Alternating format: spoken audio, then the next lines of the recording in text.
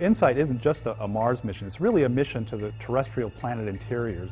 So Mars is kind of the Goldilocks planet. It's not too big, it's not too small, it's just right. If it was too big, it would have retained a lot of activity and erased all the evidence that we're looking for. If it was too small, it never would have undergone the same processes that formed the Earth, and so it's really just right.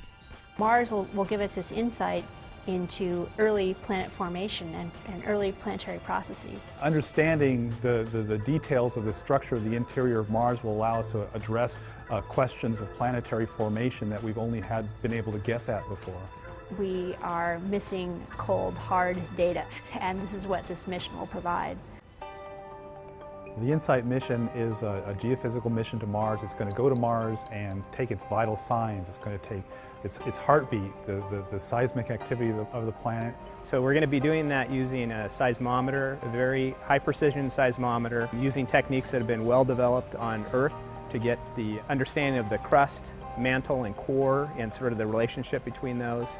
It's going to take its temperature by measuring the thermal gradient of the surface, which tells how much heat is coming out. We also have a heat flow probe, we call it HP cubed, and what that does is it's going to basically take the temperature of Mars, and from that it'll be able to understand what the thermal flux is over the course of a full Martian year. And it's going to sort of measure its reflexes by looking at how the rotation wobbles with the tidal effects of the sun. Our final experiment is called RISE, and that's going to be looking at basically the wobble of Mars to help understand what the core size may be in composition. The Lockheed Martin flight system, our role is to build the aeroshell, the cruise stage, and the lander. All three of those have extremely high heritage from Phoenix. 20 meters, 50 meters, standing by for touchdown. Touchdown signal detected.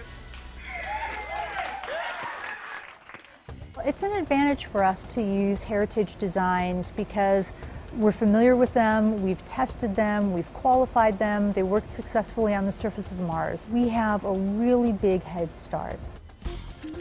A lot of things have come together to make it possible to learn a great deal about the interior of Mars from a seismometer. So we have Kinéis that's building our seismometer that's been under development for many, many years. What it does is it just sits on the surface of Mars, and it's like a stethoscope. It listens to what's going on inside Mars. On the HP cubed instrument, we have that being delivered to us from DLR. That also has been under development for many years.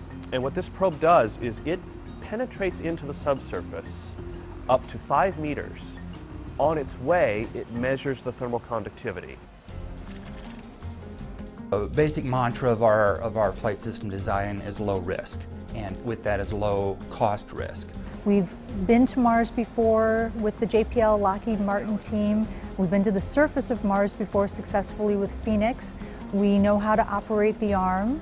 The surface operations are much, much simpler than Phoenix. We're putting 2 instruments on the surface and then we're leaving them there with no ground-in-the-loop interaction, repetitive weekly uplink downlink sessions. We're just made to do this mission. The heritage for InSight extends way past just the flight system and the hardware. It extends to the personnel, the processes, the tools that we've developed, and so forth. With one spacecraft on a Discovery budget, we're really going to be able to do the science that for the last 20 years we thought would cost at least $1 billion to $1.5 billion and require 3 or 4 spacecraft. We have very robust margins built into InSight.